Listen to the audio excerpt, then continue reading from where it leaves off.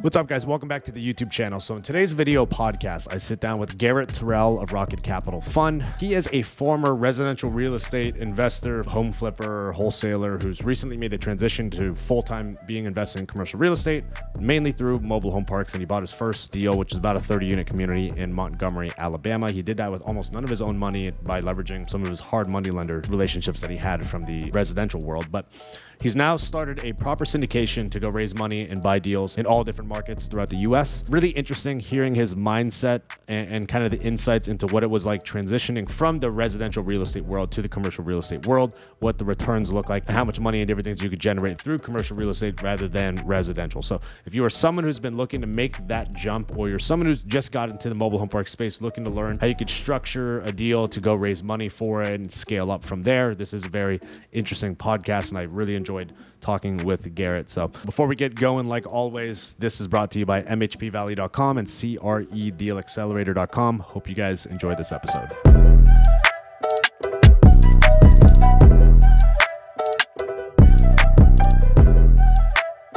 Garrett Terrell, thank you for joining me on the podcast. Welcome to the show. Oh man, thanks for having me. But you got to say my name right. It's Terrell. Oh, Garrett Terrell. Garrett Terrell. All right. I apologize. I'll note that now. I've been saying it wrong for like 2 months now. It's all good. Some people say it one way, some people say it the other way. It's pronounced Terrell in my family. Okay. But no, all right, I got it. Yeah. So all right, for those of you listening, Garrett here is a syndicator. We talked a little bit about his intro already before these clips, but he had a lot of experience first from the single family, I would assume flipping, kind of the BRRRR typical real estate method. And then you eventually found your way into the mobile home park space. You've already acquired one great park that I particularly knew about and even talked to the lady before you bought it, which is funny coincidence. And then now it looks like you're buying a few more. You started a proper syndication. You're officially raising money and going out buying large commercial properties now. Officially. Before talking about kind of your philosophy of what you're buying and why, and kind of like what your underwriting process looks like and the type of deals and value adds you like to take on, going back to the very beginning, like what's your background as far as just, like growing up, getting into business, and then eventually finding out about single family and rentals and real estate. And then from there, we'll transition to the mobile home park. So what's kind of your overall background history? Yeah, absolutely. So basically my whole life thought I was going to play baseball, played Division I baseball in college. Cool. And, played at the highest level. We played in front of, we played Texas A&M, Notre Dame. All the big schools. We played Texas A&M on a Tuesday night, and there was 4,500 people in the crowd, on the SEC network. It was a great experience, had a lot of fun, met a lot of cool people. And I thought that's my trajectory in life. I thought I was going to play minor league baseball for a few years, quickly I realized, as I got older that, really that's not the route that I wanted to go down. It would have been a cool ego thing to say that I played minor league baseball, but, I wanted to start making money. That was like my goal. And, so quickly got done with baseball right out of college and jumped straight into real estate. Got my license to kind of figure out how the business worked, because I didn't know how it worked beforehand. I had zero clue. So I basically just got my license to just figure out how everything worked. My mom had owned a successful reconveyance business in the title industry for like 25 years. So I kind of grew up in the real estate industry somewhat. Okay. So I always had an interest in it, but basically just got my license to figure out how it all works. And then did well selling real estate, very well, and quickly kind of transitioned from the agent, broker into more so the fix and flipper. And, that we can kind of go into depth about that. But that's kind of the trajectory of how everything started and how I got into real estate. Yeah, funny coincidence. The guys I did a podcast with yesterday is MHCI Group, a guy named Jason Postle and Tyler Leckis. And Jason, he was D1 baseball player and played in the minor leagues. Really? And then he found out that through some of the guys that made it to the major leagues, even they were talking about they made good money making it to the big leagues, but one of them was talking about how most of his real wealth came from investing in real estate. And that's how Jason got into real estate. So funny, like high level baseball career paths into Mobile home park syndications. Funny coincidence. That's exactly right. So when you were an agent, like, there's just like typically being an agent, were you like doing a lot of cold calling back then, or what were kind of the skills you built, or were you kind of known in your neighborhood so it was easy to get clients, or how'd that look? Because I'm always curious too, me currently being an agent, like, you know. Yeah, man, I was all in. I was all into the agent side. I mean, I was hitting the ground running 5 days a week, 2 to 3 hours of prospecting, 10 contacts a day, 2 open houses on the weekend. I mean, doing the whole thing. Building a database, nurturing the database, weekly emails, the signs, the marketing, the photo. I mean, it was 100% pedal to the metal and did extremely well. Extremely well in the agency side. But the thing is, man, is that like at the end of the day, it is a job. It is you're getting paid for labor. And, I thought immediately, getting into fix and flip, like that's 10 times better than the agent side. It's not always better than the agent side, by the way. I thought it was at the start. I thought, if I just flip 2 or 3 houses a year, it's going to be easy peasy and I make the same amount of money as the agency side. Sometimes that's not always the case. Sometimes with the agency side, you have a zero cost basis and you have 100% profit. On your flip side, you have, 30, 40% expense and then you're 60, 70% profit. So it's like you can make more money, but you also have more risk and more expense. So, for a couple of years, I mean, I was doing both pretty consistently and making very good money. But yeah, I mean, that's kind of the reality that not a lot of people want to talk about on the agency side. Is it's really not, I mean, it's a job, but there's zero risk. You're not, I mean, besides your marketing expenses, besides those initial expenses, you're not talking $40,000 into one buyer or seller lead. You know what I mean? So people hate on the agency side all the time, but I liked it. I mean, I did well and didn't have much risk in it, and built a very good business around it. Yeah, and I even think now in the commercial space, and we'll talk about it once we get to kind of talking about you getting into syndication and everything, but I actually think brokering commercial deals is way undervalued. And like syndicating, obviously ownership side's great 5, 6, 7 years down the road once you've refied and now you have real cash flow and a stabilized asset. But when you look at the actual liquidity and profitability over the first 3 to 5 years, I mean, let's say you bought, let's just spitball numbers. Let's say you bought $1 million deal and it's like a 70-30 split. Obviously, you're going to pay a pref to the investors. So that pretty much eats up the cash flow. If you're only going to get 30% of the upside, you double the value of $1 million property over, let's say 3 years, you exit it at $2 million. Like you only made really 300,000 in income. It's like, well, average out over 3 years. It wasn't that profitable versus you could have just taken a $70K check up front and reinvested that into trying to find more deals. So, but yeah, anyways, that's a whole conversation. But then now it's like, well, once you refi, I don't have the cash flow that you will have the rest of your life and equity appreciation. So there's the trade-off there. But so you're an agent. How'd you find out about because this is what I know from the residential side. I did one residential deal before I was like, F this, going into commercial. So I don't have a lot of experience. And I skipped over the whole, like, I know there's that, I forgot which guy on YouTube, but he talks about, it's like, the baby steps is you're a residential agent, and then you learn the wholesale and fix and flip game, and then you get into commercial, and then you get to syndication, raising money, and then eventually like the big black belt level, I guess, would be like going public or having a huge private equity fund, right? Yeah. But I just kind of skipped over the whole house flipping world. So how'd you find out as an agent about how like, oh wait, no, there's like hard money lenders and there's like the fix and flip, and how you could get hard money lenders to kind of finance the rehabs if you could just come with 10 to 20% down if you find a good deal? Like, how'd you find out about that whole world, and what made you just jump into that rather than still being an agent? So being a part of the industry, I was around a lot of good deals, worked with very good investors as well. I kind of learned from them as time went on. But it was really just getting my eyes on so many deals and just realizing what was a good deal and what was a bad deal. What was a retail deal that didn't need much work, and what was like a huge fix and flip. And when you were an agent, did you end up kind of having these repeat investors that were like, hey, try and find me more fix and flips, and that's how you kind of Yes. got like, well, how are you looking at this? Then they start talking to you about, oh, well, we're getting hard money loans. This is how we're Yep. doing it, or Yeah, I learned pretty quickly. yeah, Once I kind of went through one or two of the investor processes, I'm like, okay, this is how it works. Here's the hard money contact, because as the agent, you're still CC'd in all the emails. You still get yeah, access to all these people, yeah, so that's kind of the cool part is like the vendor yeah, side of the agency side. You can build a good vendors list. But yeah, I mean, my first fix and flip, man, this was in 2019.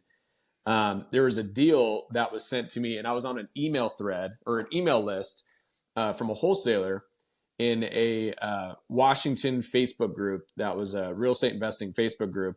And I get, I would always put my emails on those things, and I get added to this list. And it was a wholesale list, and I got it sent out, and it was sent out at like 7 o'clock at night. And dude, this thing was a absolute deal. Like I couldn't have lost on this deal. It was a perfect fix and flip, 1,100 square foot house. It needed 25 grand of remodels. It was, and it was marketed for 200,000. yeah, Right. ARV was like 315, somewhere in that ballpark, 315, 320, needed 25,000. I'm like, dude, this is an easy fix and flip. Easy fix and flip. It was just photos. And, they had a little walkthrough video on the Google Drive and everything, but literally bought it that night, sight unseen, deposited $5,000 non-refundable earnest money the very next morning. No partners, no nothing, all my own money, just obviously hard money. yeah. Dude, we bought it for 200,000, put 25 grand into it. We were all in for about 230 with holding costs. It took 7 weeks from start to finish to actually buy it, clear it all out, remodel it, stage it for, all that stuff. Start to finish 7 weeks. We listed it at 315, and this was when the market was great. Yeah. And we got multiple offers, eventually sold VA buyer, 350,000. Nice. And closed about 4 weeks after that. So start to finish, it was about $107,000 net profit in 3 months. Yeah. And So I you was were like, all right, I'm on the investor side now. Okay. I was like, man, this is crazy.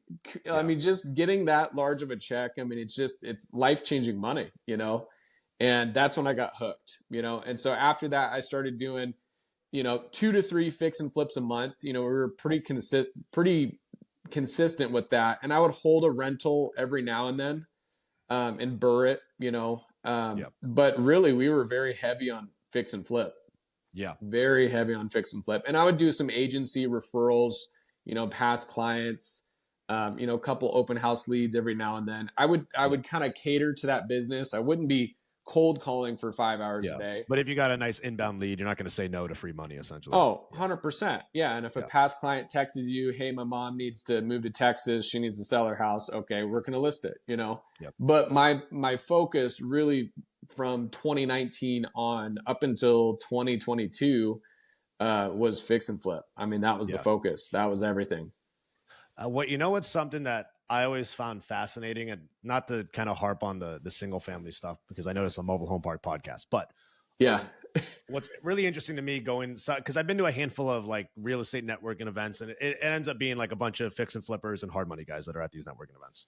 Yeah. And is it really kind of like, if you know how to run comps and you could predict ARV, like, are you really just going in there being like, all right, let me try and get it at 70% of ARV minus repair costs, and like that's where my offer is at? Like, it's like the underwriting or analysis is honestly that simple. And if the hard money lender gives its blessing, the numbers kind of work out because the hard money guy's not going to finance it without.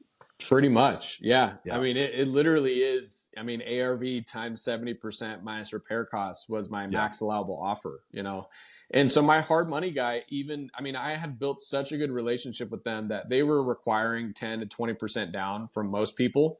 If I got a deal at 65% ARV, a true 65% purchase price, they would fund the whole thing. Yeah. Fund the whole thing, 13%, 1.5 points, $1,500 processing fee. That was it. Yeah. Dude, I met this because I was at there's a multifamily meetup here in Tampa.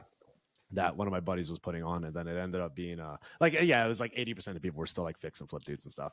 But Yeah. one hard money lady was telling us it's like a 5% origination fee she charges, and I'm like, 5% on the front end, like what? I That's was like, terrible. yeah, I was like, who's going to you? Like, I don't know anything No, about the single family, but I was like, that sounds fucking ridiculous.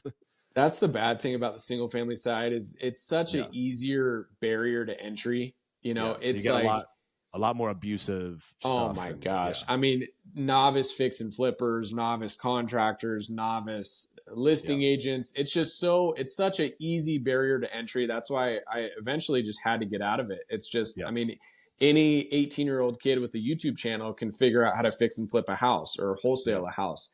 Not too many 18-year-old kids can know how to take down a 33 unit mobile home park, you know? yep.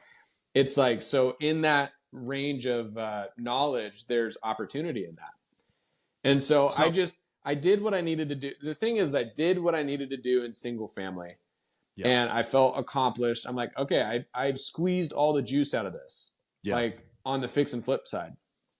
Now I need to get into a asset class that I have different problems in, you know? yeah, And I'll kind of transition into the mobile home park side.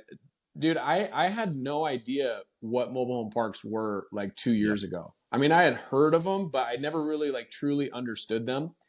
And one of my good friends, Ethan Leach, out of Washington, actually just moved down to Austin, Texas.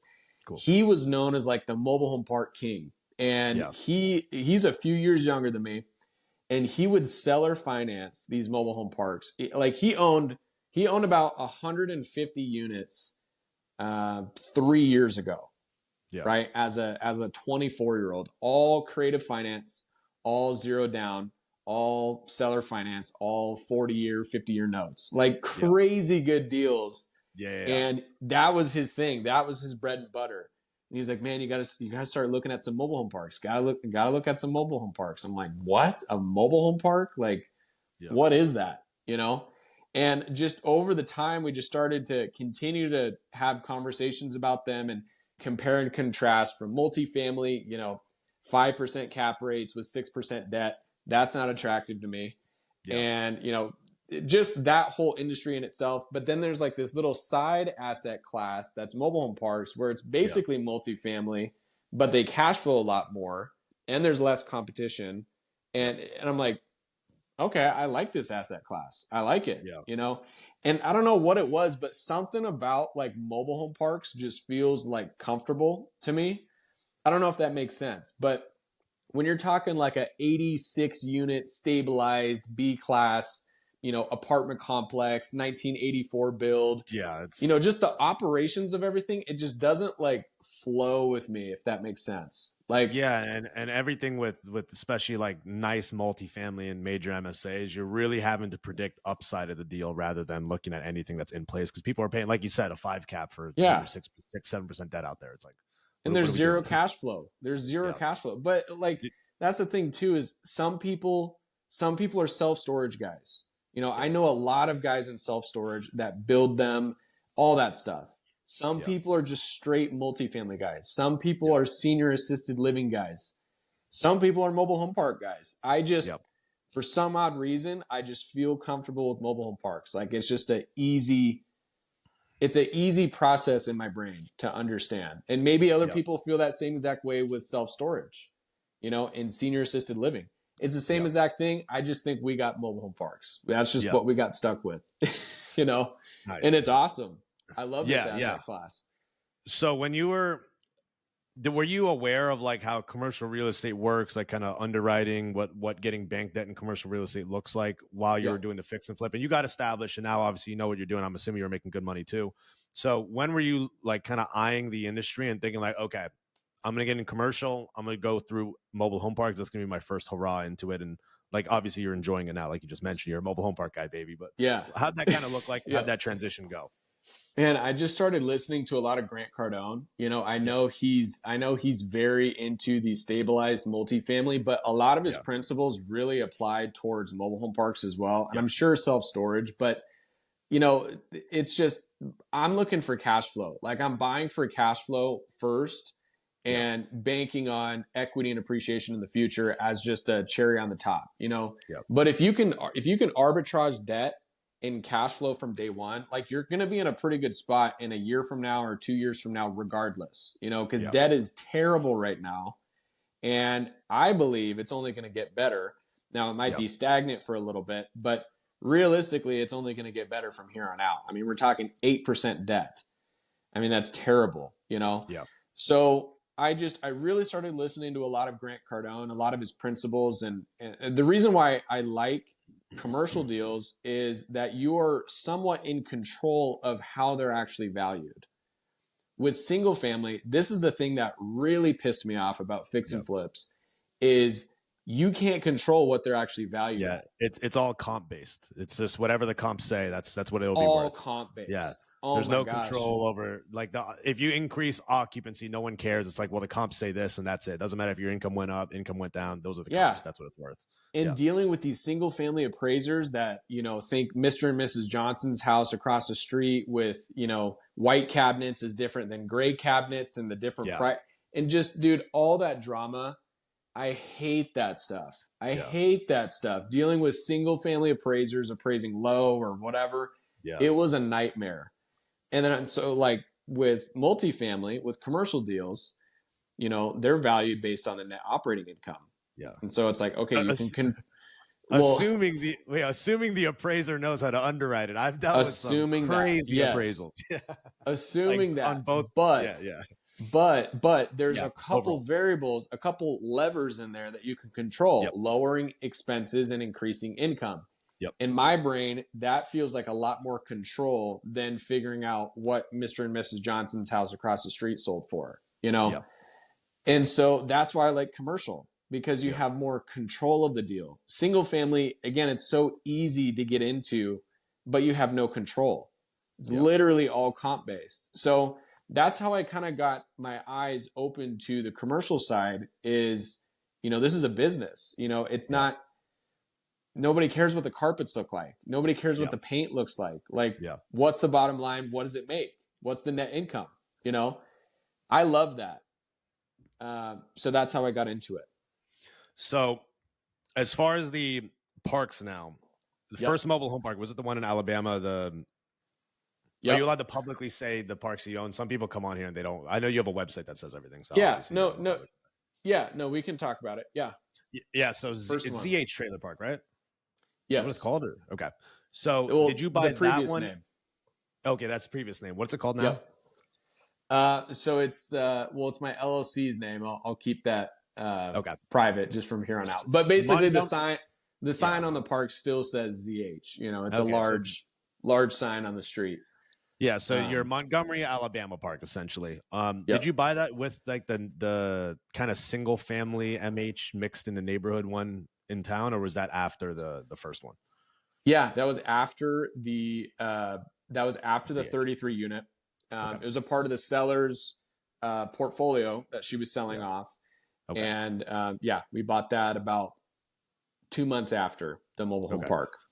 So as far and those are all mobile homes, by the way. So it's kind of like a park, but they're on their own individual lots. It still ran exactly the same way. It's 3 neighborhoods, all right next to each other. All the mobile homes right next to each other.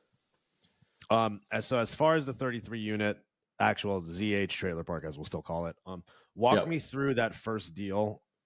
What was, and if you don't want to say exact figures, just overall, what was the purchase price? How'd you underwrite it? And then what was like the deal structure? Did you raise money or was it mostly your own capital? Like kind of give me the overall gist. You don't have to be very exact, but if you want to, great. Just walk me through that deal. How'd you find it and then raise the money, structure it, and get that done? So I started out trying to figure out the debt side first. Which is because that's what a lot of beginner buyers that's a great way to go about it. Basically I didn't look at it as a single family. I didn't look at ARV times 70. I didn't do any of that. I tried to figure out how I could buy a park first, because that's the first thing that people look at is they go, what experience do you have? How many parks do you own? X, Y, and Z. With me, it's like 0. I want to buy my first one, And so I underwrote the debt on this first, and I wanted to have a couple different options, right? Obviously, I want to get the seller finance route. You know, Yeah. that's the best way, in my opinion. Um, Also learned, I also got a quote with SBA debt. SBA debt, you can actually get very good debt on mobile home parks. It Yeah. takes a long time, but you can get very good debt. So that was an option.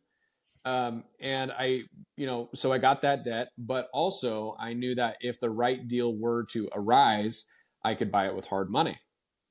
I had a really good hard money relationship in Washington Yeah. and explained to her slash them what I was trying to do. And they believed in me as an operator. And so I basically just started underwriting deals in the Southeast. You know, I probably underwrote, I don't know, 100, maybe 150 deals before it was all said and done.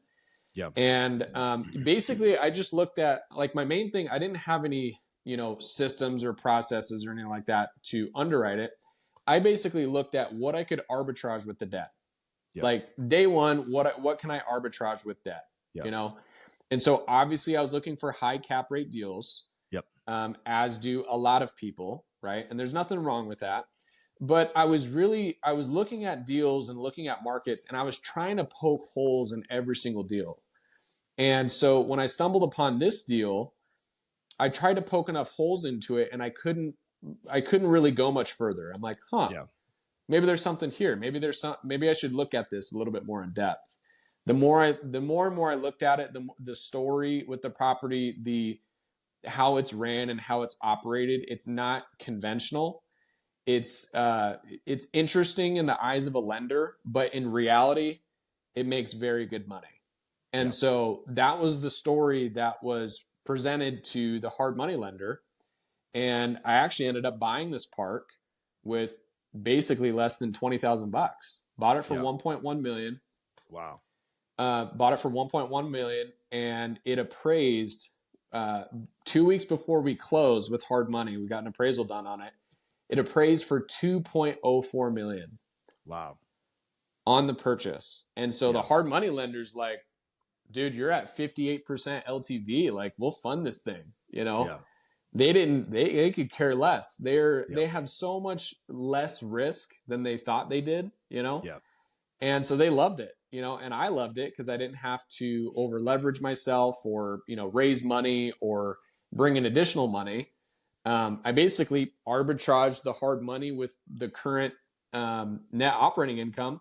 Yeah. And that's how we've been running the park for the last 6 months. Now, Yeah. No, once we go to refi, we're going to get a large cash out, and we're going to get our debt reduced by probably $3 or $4 grand a month, which is just then going to almost double the cash flow that we have into the deal with zero money, essentially zero money, and a large, multiple six-figure cash out. Yeah. So that could be a good lesson for like people trying to break into the MHP industry.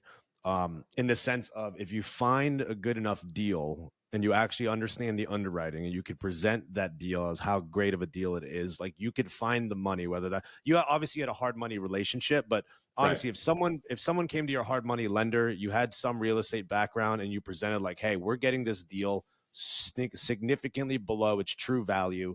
You have tons of equity baked into it day one. Like, you'll be able to raise the money. Maybe it's not favorable terms if you're newer in the business. Like you had to go through hard debt, so you got high interest rate, but you're buying it at such a cheap basis that the money, it makes sense. It cash flows for sure. No matter how many holes you tried to poke in it, you're like, this is still going to cash flow if everything went wrong. Let's go buy the deal. Absolutely. Yeah. I underwrote it best case scenario, worst case scenario, and it worked regardless, Yeah. And I could have raised, 10%, brought in SPA. And SPA is good, but it would have taken longer, and who knows, I might not have gotten the same price for it. And What? Can you kind of touch on the, like, getting an SBA loan and what that looks like if you were going to try and do an SBA loan for a mobile home park? Because I'm unfamiliar with that too. And you're not the first person to tell me this. Like, I know a guy out of Florida that's getting SBA loans for small RV parks that are not financeable by conventional debt, but he's getting SBA loans and buying up like these little 20-unit RV parks in Florida, which has been like a very lucrative thing for him. So how does that kind of work? Or like SBA loans, like what's a typical like debt terms on an SBA loan? Yeah. So SBA, from what I was quoted, especially for this part, Yeah. again, it's a government-backed loan, Small Business Administration or Association, one of the two. Yeah. Yeah. Whatever it is. Yeah. Government-backed loan, they love to give these things out. They take forever, but they take about 90 days, Okay. but they're pretty solid terms. They actually can do 90% LTV. Yeah. That's what I heard. It's lower down payment, usually So 10 it's, 15%. 10% down. What they quoted me initially at the time was prime plus 2%. Okay. So basically, at the time it was roughly like 10%, 10 and a quarter, 90% LTV, very little fees.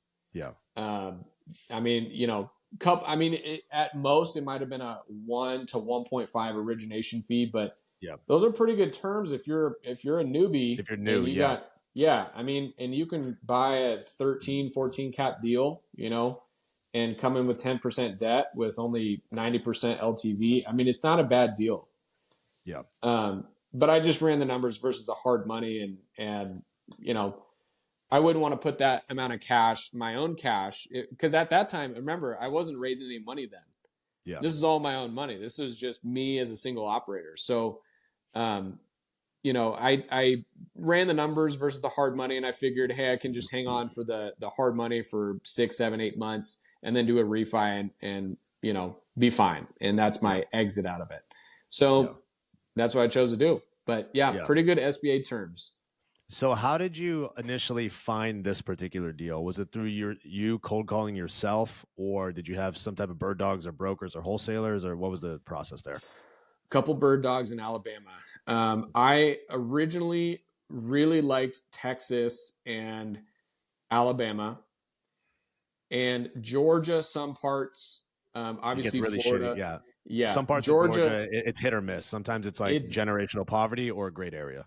Very hit and miss. And I figured that out very quick. And so it was really Texas, Alabama, and Florida is what I wanted to look for. Florida and Texas are obviously super competitive. I was just going to say, good luck finding cash flow in Florida. Highly saturated. And so I found Alabama. I think it's kind of a little hidden gem. It's a very good landlord friendly state. Yep. And so I like that, coming from Washington, where it's not a landlord friendly state.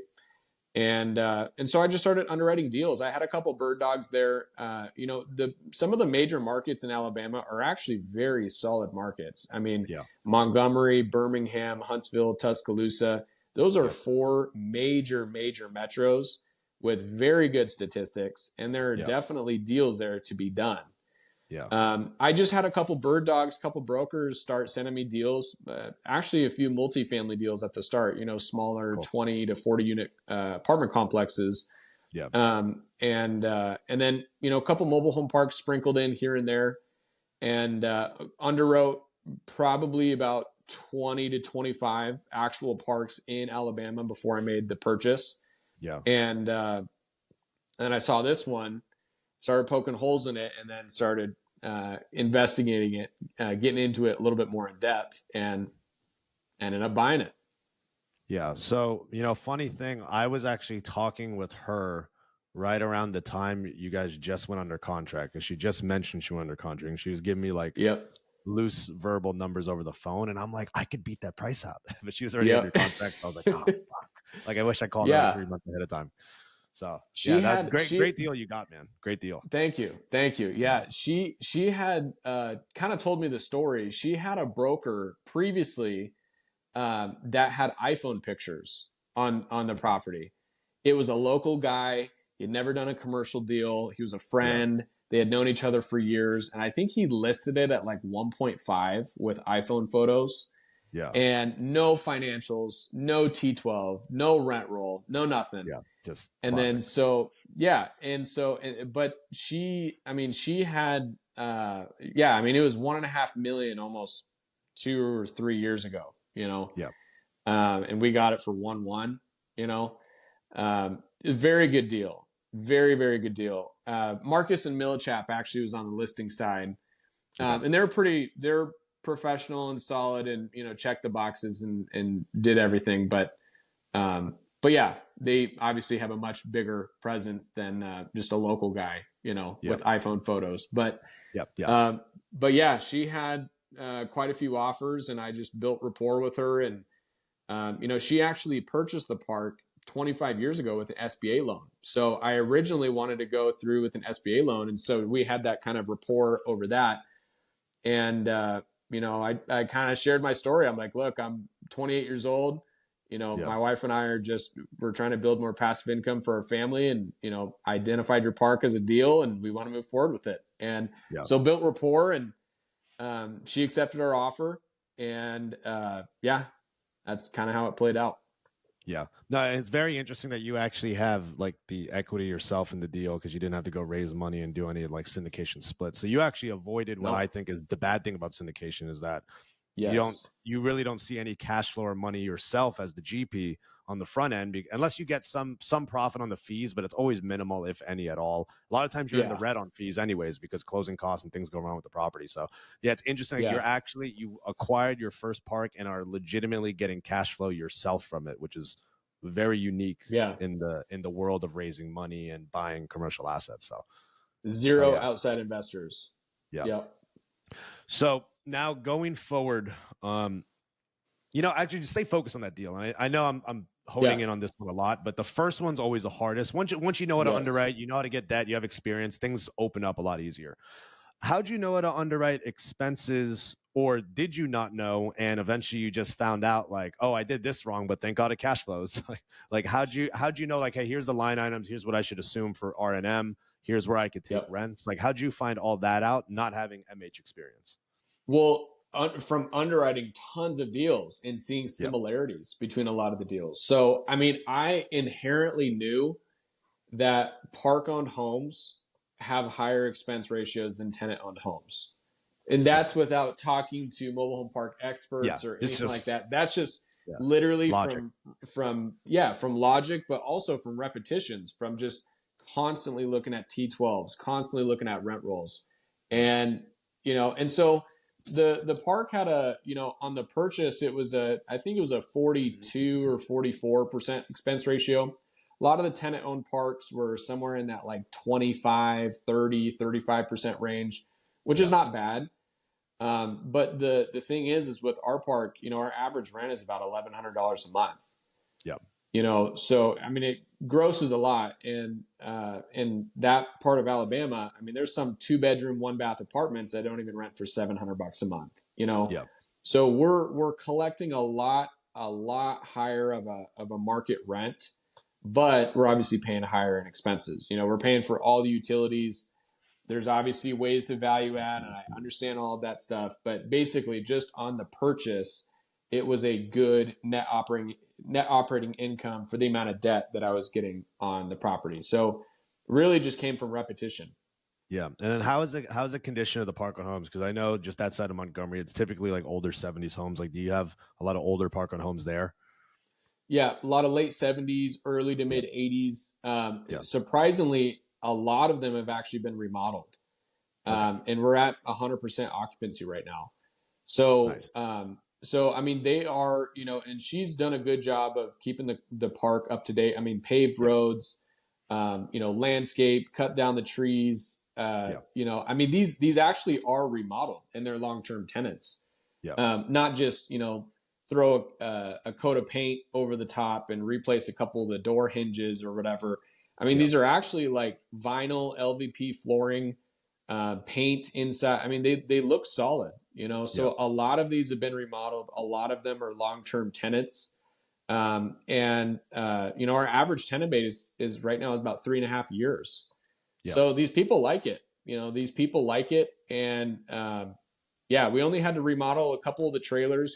We turned about 3 of them, and increased the NOI about $1,600 a month. Cool. The NOI, and so we increased it. We did some value add. It's cash flowing very well right now. The main thing, the biggest problem that I've been having is just trying to refi the debt. Yeah. Because they look at my cost basis, and they're like, oh, so lenders don't like that. Obviously, they like the deal. They don't like how long I've owned it, Yep. 6 or 7 months. They want me to Yep. be seasoned for about a Yeah. year, Yeah. and they want me Especially to on have a smaller. much higher cost basis. Yeah, and I feel like on smaller parks, they even like, especially park on homes, and not a messy park, but just like a messier deal in like an 80 unit tenant own. Like they sometimes they even want 2 years of seasoning just because, Yeah, But it seems like you have long term tenants. It's a pretty safe park. Did you do that through yeah. Chris Deliga? Is that still going through? The refinance. Yeah. Yeah, he's working on a couple quotes right now. Okay. Again, he's kind of running the same problem. I guess this is the part of the underwriting that I didn't expect. Yeah. I'm so used to in the fix and flip world. Yeah. You buy it and 90 days later you can refi. Like no Yeah. problem, nobody cares. The commercial world, it's a little bit different. So I what I wish I would have done is underwritten holding the hard money note for a little bit longer than expected. I thought, Yeah. minimum I would have to hold it is about 6 months. Yeah. But you're finding It's out like that now I got to renegotiate with him to be longer because Yeah, yeah. it's probably I'm probably gonna have to hold the hard money for about 9 to 10 months Yeah. realistically. So that's extra operating expenses, extra holding costs. I wish I would have underwritten that, but again, brand new into the industry, this is just things you kind of have to figure out as you go. Yeah. What's your plans long term with it? Because you're in a little bit of a unique position where you're not forced to exit it because it's not like you have capital to return to investors. So if you were someone who had to exit this soon, obviously converting this to tenant owned as quick as possible and billing Yep. back the utilities to them so it's very clean financials and easily financeable, that's going to be a plan. But in your position, you're cash flowing higher because you have the higher rents of the park on homes and they seem to be in good condition. So Yep. what's your plan with this park? Are you thinking like, hey, I'm going to slowly try to convert these to tenant owned, or are you just enjoying the cash flow now? You're going to keep it running as is and then evaluate that later on. In the near future, we'll probably keep it as is. But obviously, the long term goal is to uh, basically turn the park into a tenant owned home park, Yeah. and because, our expenses are high. And so I want to get those expenses as low as humanly possible Yep. and then seller finance those back to the tenants. Yep. There's also, this is something that I heard yesterday. There's also companies. This is an interesting thing. There's companies that can come into park owned home parks and actually buy the trailers from you, Yeah. and that will actually seller finance or hold a note Yeah. and note back the tenants in your own park. So they're Yeah. almost like a middleman in between the owner and the tenant. Yeah. Warning on that. That's bad news if you want to exit. I learned this the hard way. Really? Okay. Yeah, reason being, so basically it's essentially a Lonnie dealer or someone who's like a full-time Lonnie dealer. They'll do a lot of like home rehabs. They'll go sell it off in your park for you if you don't have the capital to do it or you just don't want to do it yourself. The problem is, let's say one of those companies controls 5 of the notes in your park. New owner comes in there and that new owner wants to raise the rents, let's say $80, right? Yeah, let's say the market supports it. And then they just go, well, we actually don't like that. We're going to move all 5 trailers out. So Interesting. I had an amazing deal. I eventually sold it. This was in like suburbs of Wichita, Kansas. But anyway, it's a great market up there. Yeah. It was like a 30 something unit community. A Lonnie, basically one of those guys controlled 12 of the homes. Huge issue. Like no one wanted Really? to touch it because of that. So very hard warning. Having been Really? I'm not on the operating side of things, but I do a lot of transactions. I know what the market kind of how they look at things. They hate that. So I would stay away from it. Wow. It Okay. seems Well, like a thank you great, for telling me that. I just heard it as of yesterday. I was like, huh, I didn't even know that yeah. was a thing. Yeah, But seems like a great idea. The problem is you're basically relinquishing control of your product, aka your product is homes to live in. You're giving right. your core product of homes to live in. The control goes to a different party that isn't you as the owner of the park. It's if let's say you only had to fill like 2 or 3 lots, or you wanted to sell off 2 or 3 of them left, and you just don't have the time for it. Okay, like 2 or 3 is not a big deal. But let's say you had 10 homes you're going to sell off. It's a 30 unit park, and now that guy owns 10 of the notes. Your Okay. exit's going to be totally effed. So Very interesting. yeah, Very and then interesting. I have never heard of that before, yeah, but that and then makes sense. yeah, because it basically it's almost like, well, you don't really control your entire park because now this guy's got 10 of the homes or whatever. So just an Right. idea. worth keeping in mind. Another thing that people also do wrong on the rent to own model, and again, I learned this the hard way, just fucking marketing their parks. Yeah. If you do like, let's say you start to sell them off on RTOs or like rent to own, some type of seller finance contract, even if you're not getting full value for the home, try and do shorter term notes, because if, let's say your average tenant stays there 3.5 years, if you're selling off these homes on 5 or 7 year contracts, the new buyer is essentially going to look at that like it's still a park on home, because they know they're going to take it back eventually. So if you're so you're actually better off taking less money for the home, because I know they can only afford X amount of payment. The idea is that the payment's pretty much the same as if they were renting the home, or a little bit less, right? Even if you're not getting full value for the home you think you should get, try and keep the actual term of that RTO to 5 years or less. So that way the new buyer could actually see like, okay, I could see a clear path where this is very quickly going to be a true tenant-owned home. Meanwhile, like a park I have for sale in Wapaton right now, there's the guy did 20 to 30 year notes on these homes. Now they're $50,000, they're $50,000 2019 homes. Like, they're really nice homes.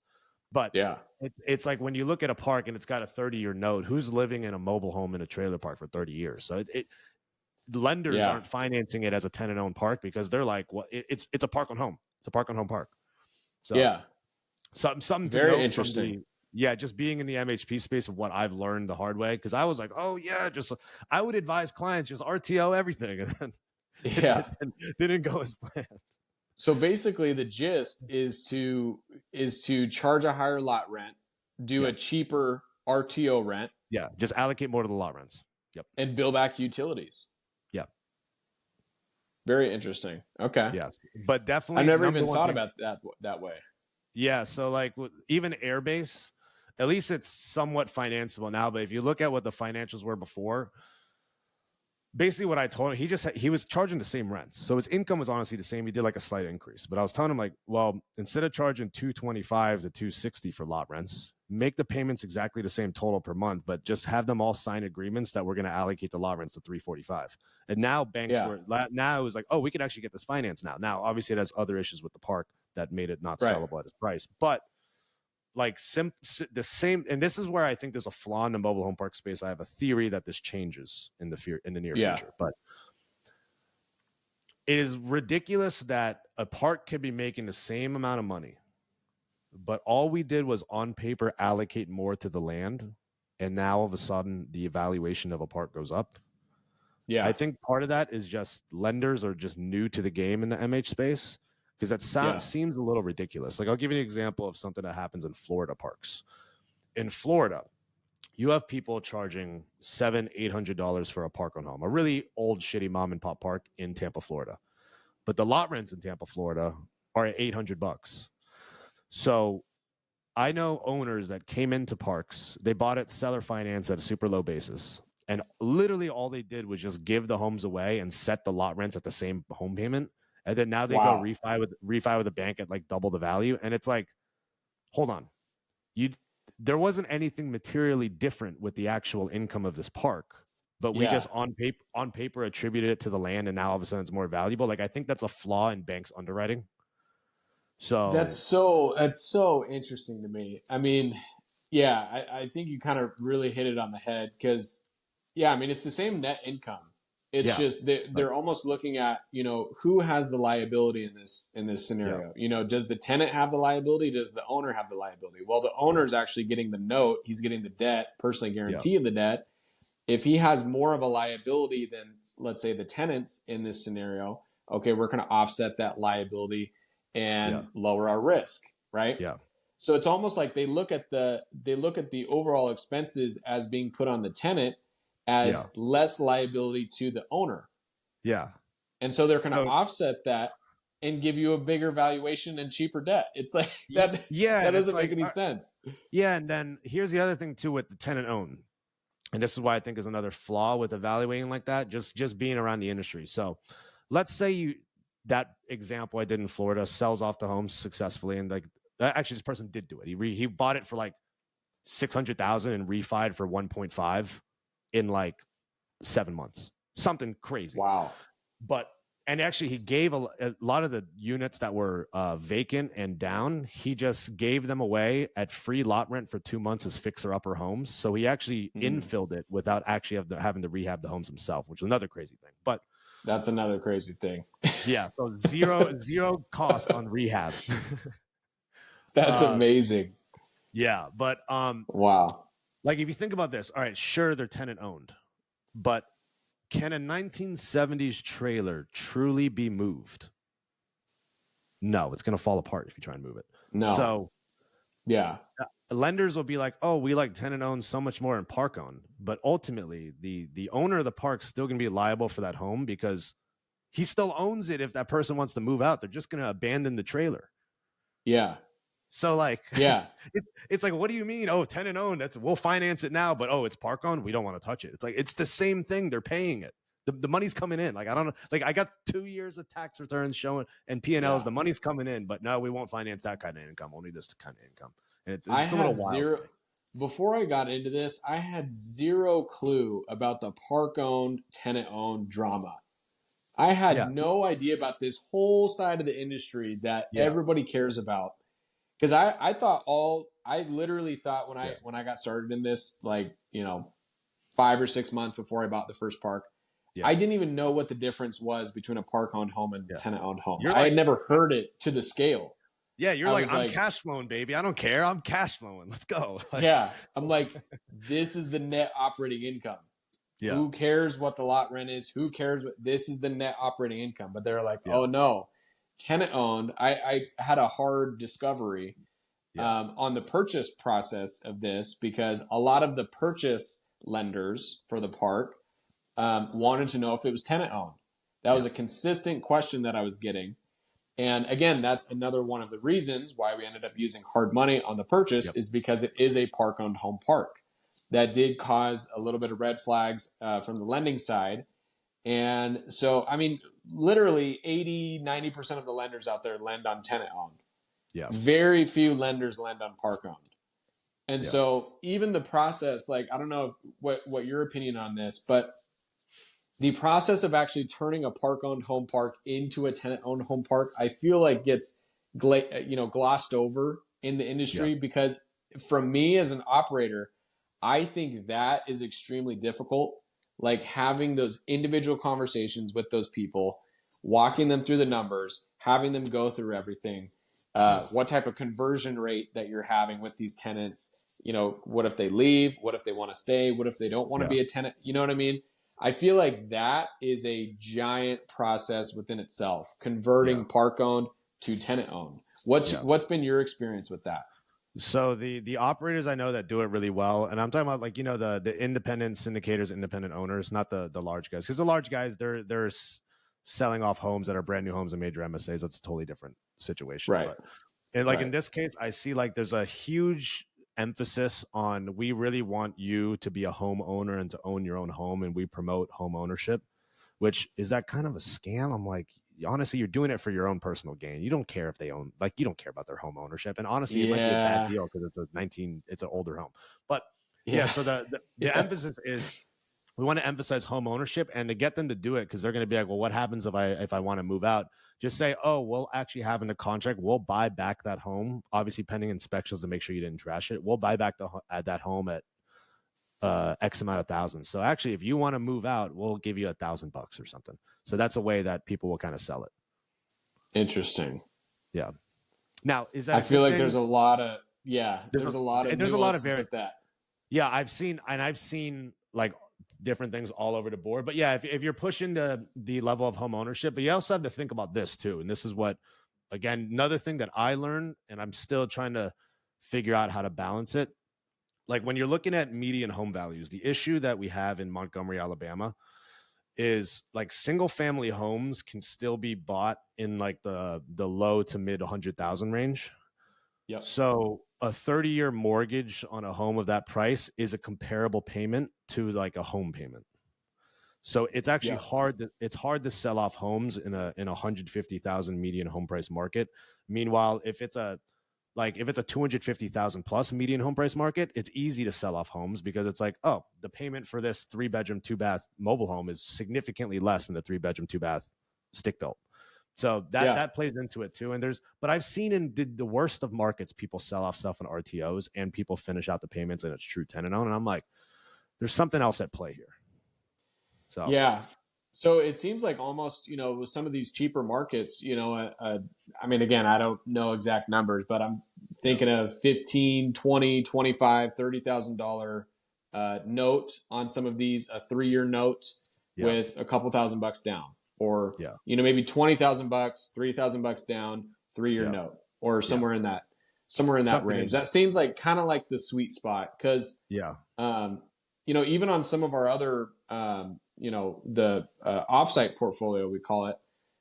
Some of these trailers, I mean, I could sell them literally on the market for 30,000, 50,000, somewhere in that range. They're remodeled 86, 3-bed, 2-bath trailer on its own lot. I could sell those for 30 to 50 grand each, So, obviously in a park, I'm assuming they're going to be a little bit less than that, but still you can create a good seller finance note, collect a couple $1,000s cash up front, and tenant owned in 2 to 3 years. And then you exit, on a refi or a sell.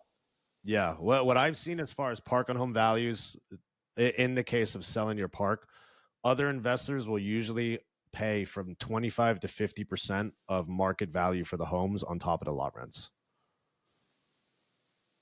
25 to 50%. Yeah. So of market value.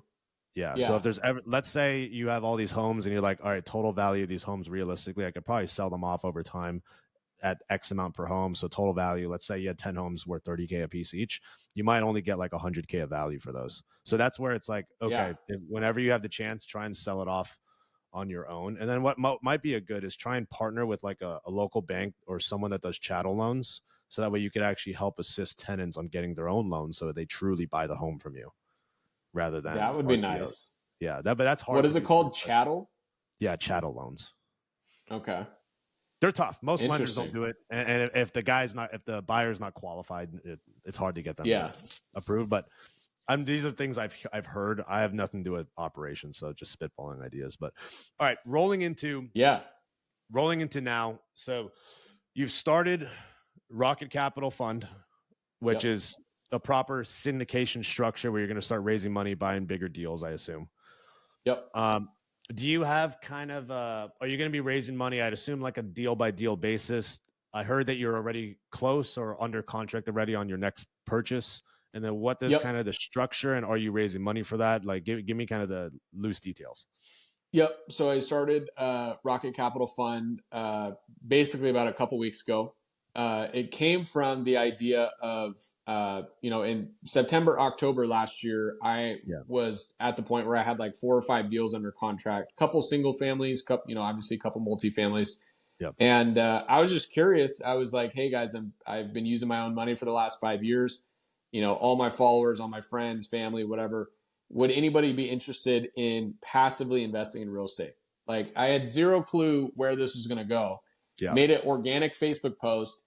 And I kid you not, I probably had about 60 comments of family, friends, followers, friends of friends, friends of my parents, and tons of people were interested in this. Yeah. Now, out of that 60, we broke it down over the last couple months. And right now I have a list of about 25 different private money lenders that I've had individual conversations with that want to invest in the deals that I buy, right? Yeah. Now that can be people, the majority of the people are going to be in the $20,000 to $50,000 range, right? Which is still great. Yeah. A few of the individuals in there have north of $500,000 to $600,000 to play with, essentially. And a couple of the guys are in the million range. So I have a good power base of people that basically want to lend me money and partner with me on deals just based purely off of trust and my track record over the last 5 years. Because 5 years ago, I couldn't have done this. This has just been from consistently showing up, consistently posting content, consistently showing the deals that I've done. And that's where I'm at. Of one Facebook post, about 25 different private money lenders right now. And so that list is growing. It's consistently growing. I have people reaching out every single day, asking questions, wanting to know how it works. My main thing is I want to be very transparent and very attractive to a LP as a syndicator, because the thing is a lot of these, you're right, a lot of these syndicators don't make very good money, Yeah. and a lot of them buy terrible deals. They have terrible OMs.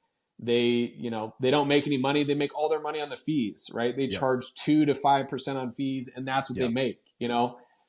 I don't want to do that. I want to buy deals that I personally will cash flow in, but also want to make it attractive enough for LPs to invest and receive cash flow as well. So again, it's a lot of underwriting these deals. But my main thing is if I'm talking to an LP, they can stick their money in Wells Fargo or Chase and they can make 4%. Yeah. Right. I want them to make at least 8% cash on cash year one. Yeah. At least, right? Because if you're going to risk putting money into the market, I want it to be at least double of what you would get at the bank, right? Because the bank is considered safe, but again, as soon as you put your money into the bank, they fractional reserve and they lend it out 10 times for what you actually put in there. That's a whole other podcast. Yeah, and when every day we always hear talks that we're on the brink of a war, and it's like, hold on. Exactly. Yeah. And so I'm thinking, if the money's in there and it's liquid and they're making 4%, okay, that's considered safe. Okay, well, how about we offset that risk and how about let's double that return, right? 200% of what you would make in the bank, and you're invested into real estate and you're getting cash flow and you're getting the equity in the future. So it's like, this is the model that I like, is because operations is the hard part. Setting up the debt, capital stacking, the underwriting, that's the hard part as well. People want the cash flow and they want the equity growth. They just don't know how to get to that point. And they don't know how. They don't want to take down a deal. They don't want to personally guarantee a loan. They don't want to talk to the property manager. People don't want that. They just want the fruits of the labor, which is cash flow and equity. And so I've built up a good power base. I've built up a very good knowledge of how this industry operates in this short time that I've been in, and I know how to arbitrage debt. And so actually the deal that we just went under contract on yesterday morning, nice, is a 24 unit park-owned home park in Pensacola, Florida. Nice. And this is a fantastic location. I mean, Planet Fitness is right behind this place. There's a Publix market right next to it as well. Yeah. It's surrounded by a neighborhood of $350,000 to $450,000 homes. Yeah. It is on septic. That's one thing I don't like. Yeah. Obviously that'll be a part of the due diligence process. On-site property manager, rock star property manager, 24 park-owned homes. It is about a 40% expense ratio. Okay. And there's room for rent increase as well. We're basically about $200 under market rent in that area. And NOI is $148,000 and we're buying it for 1.3. I have very good deal. By the way, funny you say Pensacola. I have a 30 unit park in Shipley, Florida. Send it over. Dude, this actually would be the perfect plug-in for you. Like, this is another park on home. This is crazy coincidence. You're seeing that literally just had financials and everything on this. So yeah, we'll talk after the podcast. Okay. This is direct to seller too. This is another guy that I know off of Instagram. Very big operator, very large in the mobile home park world. You might know him. But this is his no, not Spencer. Okay. His name is Chris. We'll talk after the podcast. Chris Harry? But no, Chris Rude. Okay. Oh, okay. Yep. Yeah. Oh, yeah. Chris Rude. Okay. Yeah. He's over here in Tampa. Yep. Cool. So, so it's his personal portfolio. And he's just basically taking chips off the table. They're all stabilized. He sent me a few of them, but this one, in my opinion, was the best location out of all of them. Pensacola, it's kind of a hit and miss market, but Yeah. this specific location is a killer location. I mean, it's literally surrounded by 350 to Yeah. $450,000 houses, you know? Yeah. And Pensacola, Um, just living here in Florida, and I haven't done deals in Florida. So like Tampa, everything along I-4 from Tampa to Orlando to Daytona is like super competitive. And like Pensacola there's still the ability to get deals there. And I think yep. you are getting in there right before that becomes like some crazy 80 a pad market really soon in the near future. Because Really? every other market in Florida has gone that direction. And like Tampa, dude, there is not enough space in Tampa. Like, dude, Tampa has $900 lot rents. God, Dude, that's, that's, there's a that's park here. amazing. Yeah, there's a park here in Tampa that I brought an offer to, and literally their current lot rents are at a mix of like 525 to 600. And the offer that I brought, the guy who offered is planning on hiking the rents to 850 in day one. Wow. So like that's what this market supports, and I think Pensacola is like on its way there because, dude, it's such a great area of Florida, and it's like an amazing Yeah. beach town, like you're saying, amazing houses, tons of growth, Yeah. tons of shops, really great like quality of life there. So Very good. great, Yeah. I mean, great break in, bro. That's a great market to break I into. mean, buying it at a 12 cap too. I mean, Oh direct to seller, yeah, I mean, I mean, you can obviously attest to cap rates in that market, yeah, but, I'm assuming what I'm underwriting it as is an 8% cap rate on the exit, yeah. even with it That's being park owned.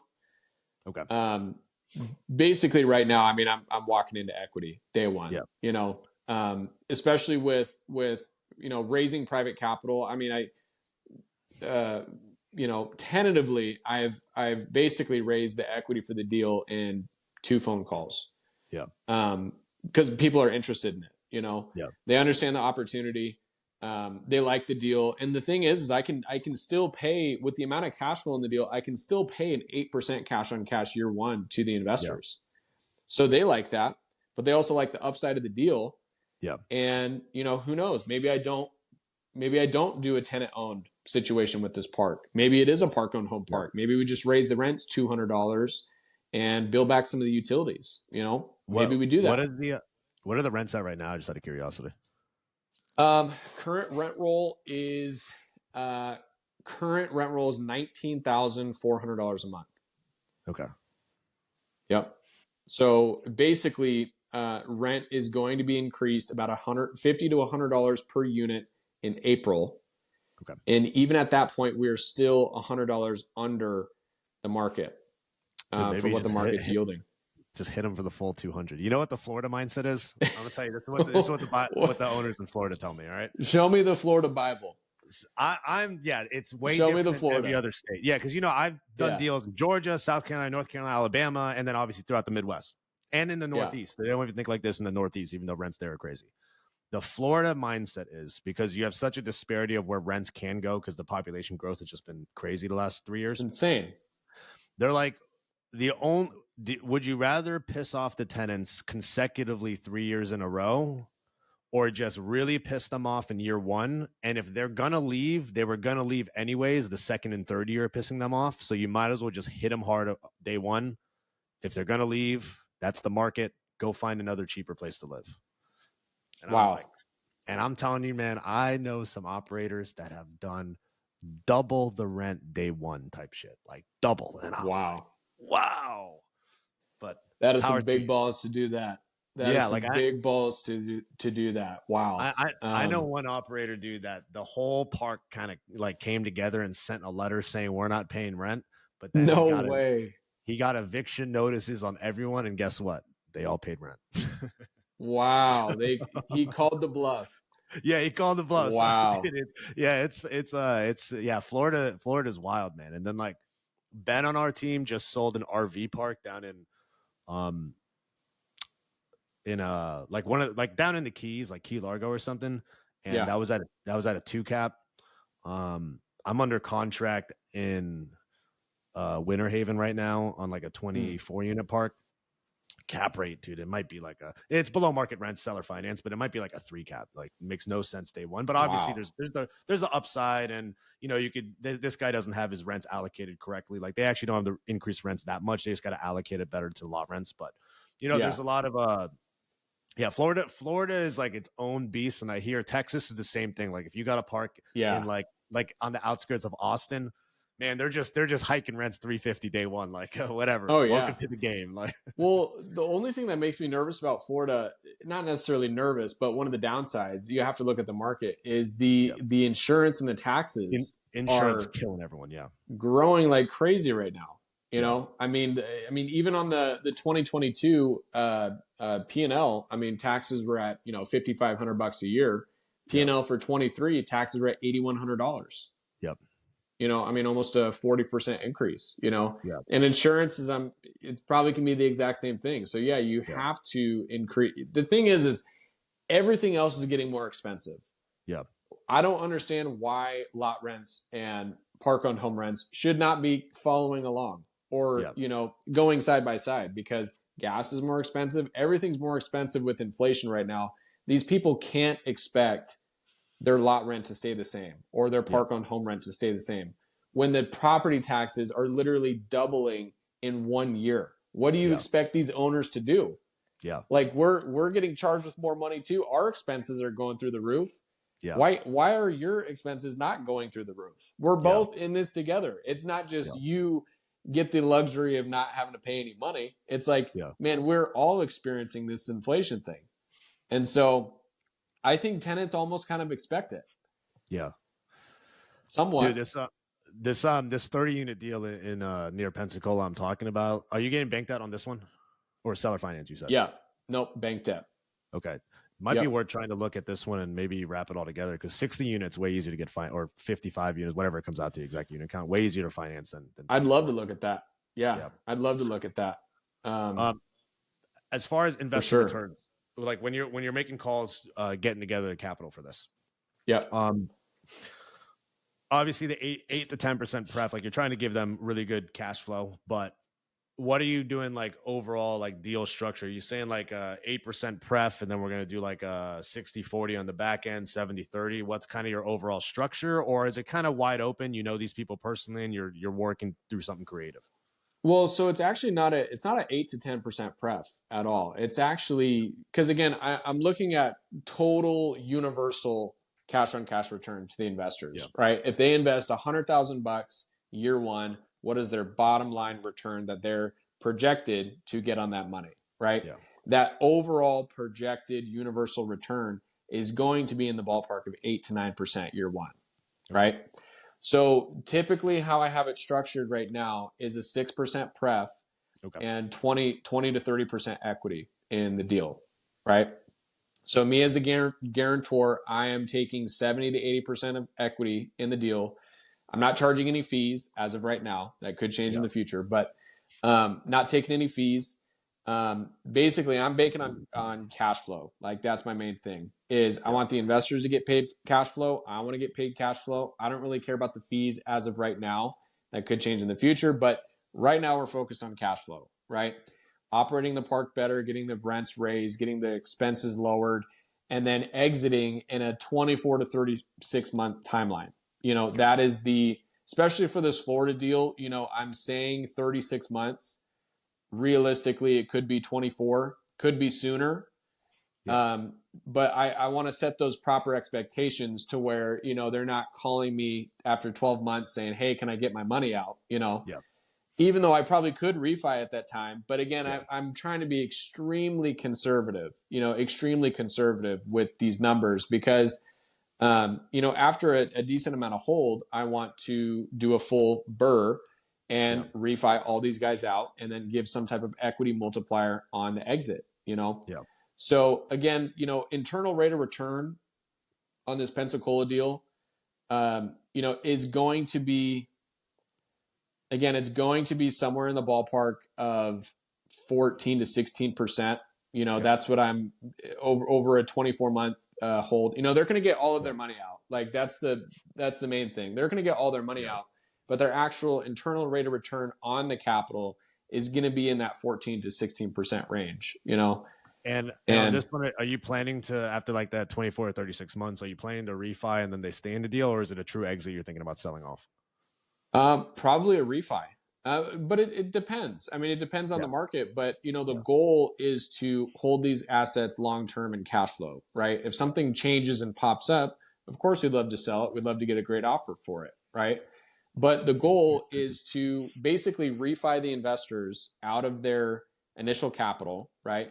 And give them the opportunity to say what they would like to do with the remaining funds left over. Okay. Do you want to keep it in the deal and still continue to get cash flow? Do you want to bring it into the next deal that I have? Because I'm assuming at that time, you know, I'm going to have probably 3 or 5 deals that I'm syndicating on any given moment, you know? So I'm sure there's going to be other opportunities for them. But the main thing is my goal is to give them that cash flow, give them that 8 to 9% year one. It's going to be a little bit more in year 2. It's probably going to be closer to like 10 or 11% just because we'll increase rents, lower expenses. But at that, you know, year 2, year 3 exit on the refi, I want to give them some equity on the back end, you know? Yeah. So that's kind of the structure, and people love it, you know, because again, they're focused on the stock market at 7%, providing no cash flow, which is actually not a true 7%. It's actually more around like 5 or 6 right now. Yep. But they love those returns, you know, and they want to be involved with something. They want to see some type of opportunity, you know. When they see red on the stock market all the time, you know, not very attractive to them. Yeah. So yeah, that's kind of the structure that I'm working with right now. Very cool. Yeah. How'd you end up coming across Chris and finding him for this deal? Was it through a bird dog or just someone in the industry, you know? Just out of curiosity, you don't have to be super. Yeah.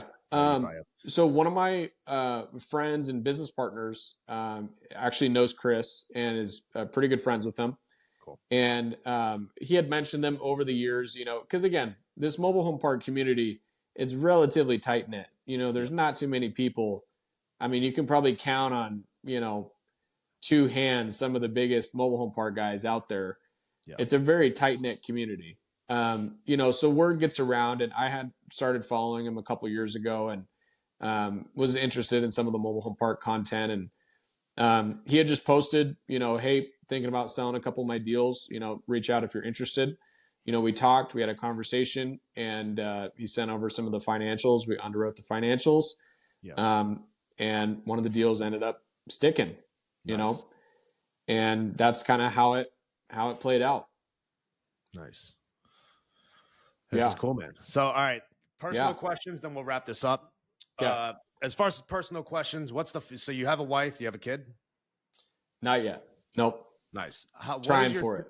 Yeah. What does your typical day look like? So you get up, like, what does like a day to day in your life look like now? Because I'm always curious myself on like how you kind of structure your day. What is like most of your daily action? Is it like, hey, I'm underwriting a lot of deals, or maybe I'm making a lot of cold calls to find stuff, I'm networking to find deals? Like, what's the bulk of your day look like? Yeah. So, I mean, in the morning, get up and work out, you know, get back. Are you an early guy? Not an early guy. I'm not either. No, I mean, I did for years, but you know, at the point that we're at, you know, whether you get up at 5 o'clock in the morning or 6:30 or 7, it's not going to make much of a difference. You know what I mean? Yeah. You can't cold call people at 7 o'clock in the morning, you know? Yeah. But regardless, get up in the morning, work out, get home. And so basically start about, you know, 8:30, 9 o'clock, get into the office, you know, the home office, and, you know, basically go over a list, you know, a to-do list for the day for my assistant. She works on kind of the back end stuff, kind of helps with the operations and stuff. And then I'm really focused on high dollar value activities. Yeah. So I am, you know, basically the lowest hanging fruit here in Phoenix. You know, I am calling on some of those deals, you know, some of those single family deals, some of those fix and flips, some of those wholesale, you know, those low hanging fruit deals. I'm immediately calling on those because it's just very competitive here in Phoenix. I mean, it's one of the biggest real estate markets in the United States. Yeah. And so that's what I'm doing the first part of the day. Is like I'm either calling on a couple direct to seller deals. or agents, and figuring out, is this like a fix and flip? Is this a deal that I can wholesale? Is this a deal that I can sell or finance? What's kind of that's what I'm doing at the start of the day. Okay. Then really after that, again, it doesn't take very long to do that, maybe an hour or so every day. Then after that, I'm literally underwriting deals all day long, probably for 2 or 3 hours straight. I'll eat lunch at like 1, and then I'll make, phone calls to brokers, to lenders. That's also a big part of my day, is talking to lenders.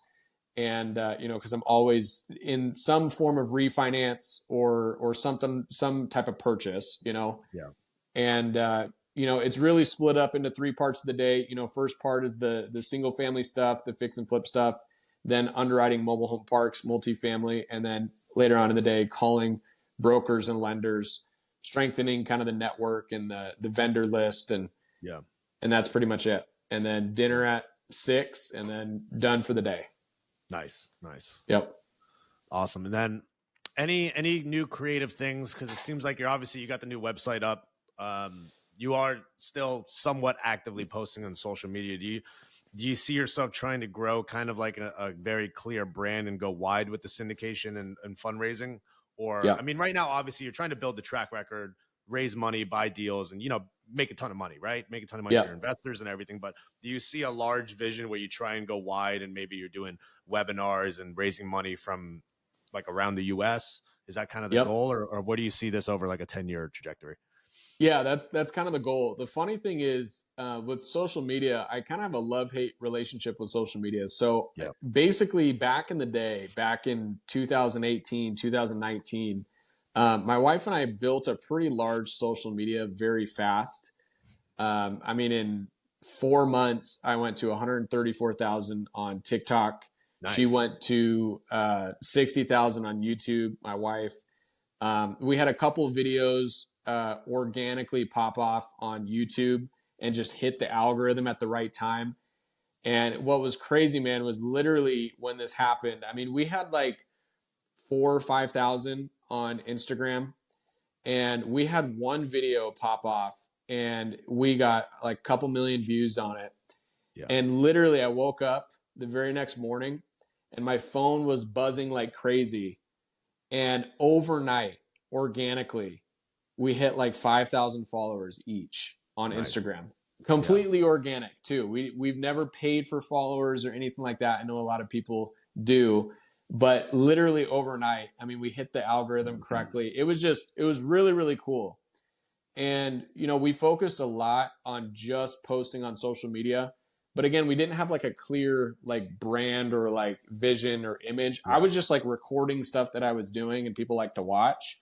And so, like moving forward, I definitely want to create some type of social media strategy where it's actually brand based and there's, scheduled content, and, who knows, maybe that's a podcast in the future. I don't know yet. But yeah, I would like to, I really think the Rocket Capital Fund is my North Star because it aligns with everything that I want to do. It aligns with buying mobile home parks. That's the main thing that I want to do moving forward. I don't want to do any more single family because it's just a lot of time and a lot of effort and not a ton of money. These mobile home parks, there's a light at the end of the tunnel, and raising money. I for the longest time, I didn't think that, I had the ability to raise money. Like I thought it was like scary. Yeah. And for some odd reason, just after a certain amount of time, after a certain amount of confidence and track record, for some reason, it's very easy for me to raise money. Yeah. I didn't used to be like that. That's the thing, is like, I was very scared. I mean, if you think about your family, friends, and people who know you, you have a track record of profitable real estate deals, regardless of mobile home parks. So now it's almost like the 10 years of hard work of being profitable and being in the game. Like now, obviously, like that's where like all of a sudden, no, people would trust you because you're not just some new kid on the block. You've been doing real estate for a good amount of time. So that's exactly it. Yeah. I mean, 6 years. 6 years in real estate. It's like flown by like crazy. It feels like I just got started yesterday, but yeah, I mean, that was the scary part is at first, in 2019, 2020, raising 30, 40,000 bucks for a fix and flip. That was scary. I did not want to have that phone call. you know. Yeah. But now, like raising 100,000 or Yeah. 200 or 300 for a, you know, an acquisition, Yeah. you know, it's math. It's basic Yeah. math, you know, Yeah. and it's a much easier conversation. And so I think that aligned with buying mobile home parks to cash flow, right? Those two things combined, I think it's just my North Star. That's what I want to continue to do, and build that private investor list into 50 people and then 100 people, and then just constantly keep buying more and more deals. Yeah. I love mobile home parks. I love the cash flow that it produces. I love that it's not an attractive industry to everybody. And I think there's opportunity in that, Yeah. you know? And like for me, I have zero desire to get into self storage, Yeah. zero desire. Like, but that's somebody else's opportunity for that, right? Yeah. You know, I won't say I'll ever get into multifamily because I probably will, you know, stabilize multifamily. But for the near future, it's mobile home parks, you know? Yeah. So that's what I Yeah. think. That was a really good point about I have the same theory too with like the less competition, especially in the MH space. Like when you think about the highest levels of all types of real estate out there, like let's just go in the private world, like Grant Cardone or Ryan Pineda, just really big social media guys who also buy multifamily and stuff. Yeah. They are so focused on branding. It's almost like they're too sexy for mobile home parks. Like even if mobile home parks make sense, they won't ever do it because they don't want to be tied with the image, which leaves the perfect profitable kind of lack of competition where we could find better deals at MH versus that, which is, I agree 100%. I'm like, you know, there's not going to be that many dudes like, because I know people that can probably underwrite better than me, probably market better than me as of now. I'm getting better and better every single day, but there's probably like established multifamily guys that just won't do mobile home parks because they're too cool for it. So Their yeah, ego.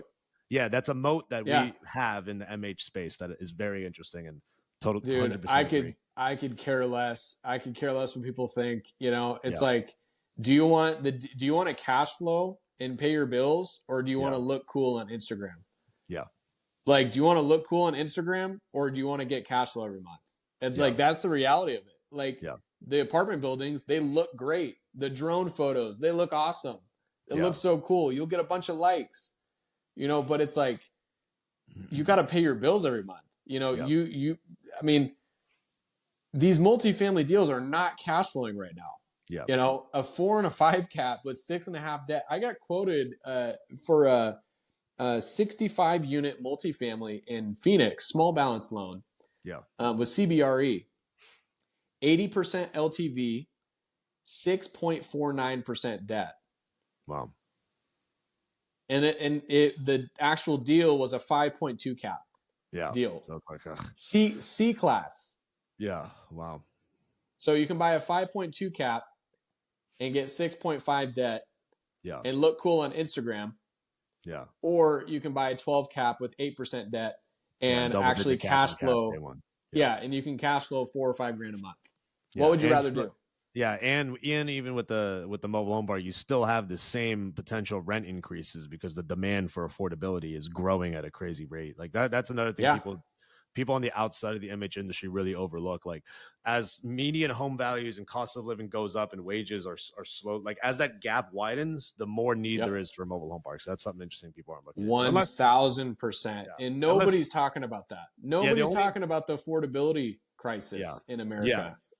The only bad thing that could disrupt us, man, if like Elon Musk's little box homes actually take off, or if they come up with some other solution to housing, it's like no.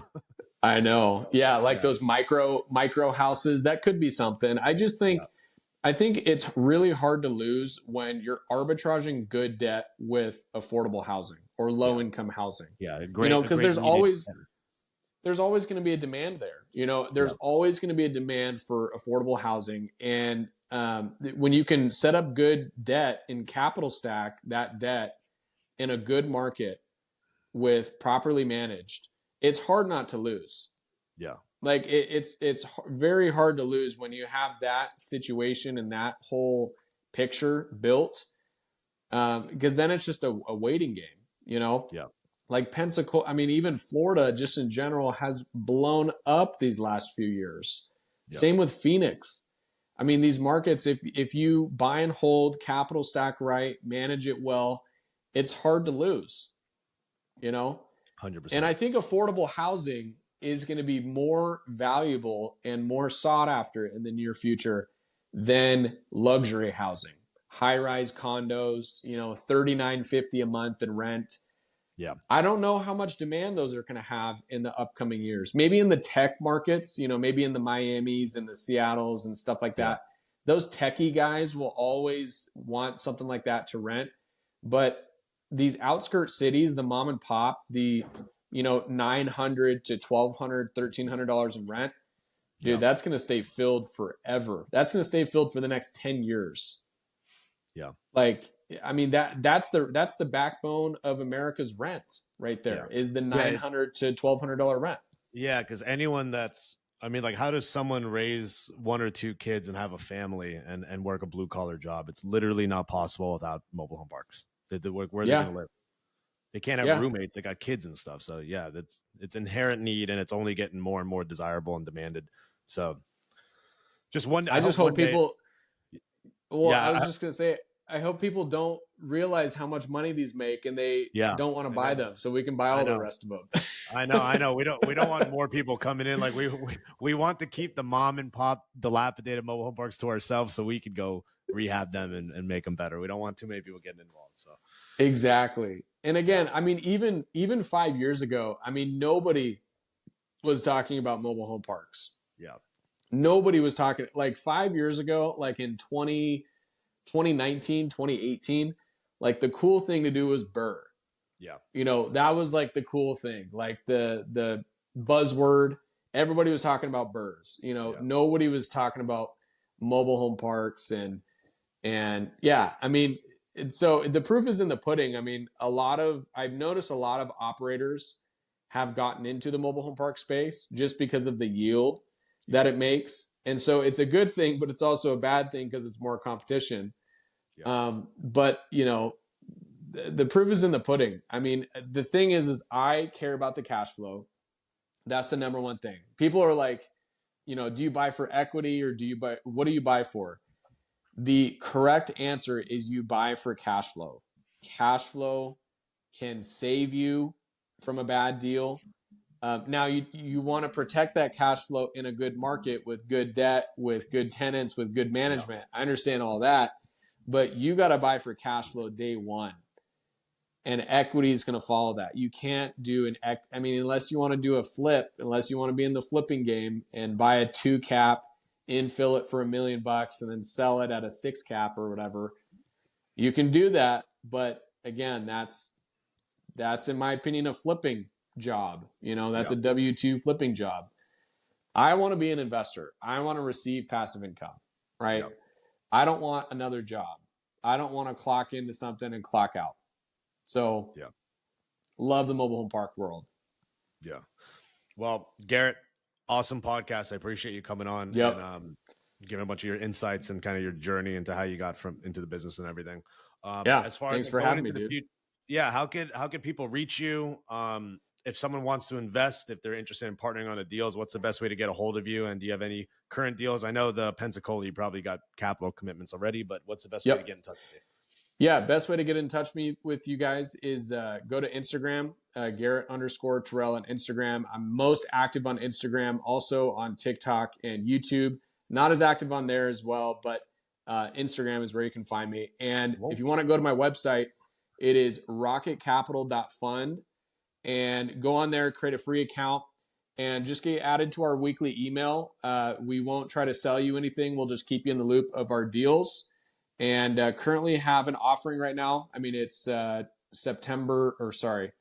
29th of 24. We currently have a 24-unit mobile home park in Pensacola, Florida under contract, raising about $350,000 in equity for that. If you are interested in being a limited partner, limited investor, and receiving cash flow, go to rocketcapital.fund, create a free account, and we will be in touch. Cool. Awesome. Dude, I appreciate you coming on. Yeah. And everyone, thank you for watching. Don't forget, like and subscribe. Yep. Peace. Appreciate you, dude. Bye. Thank you.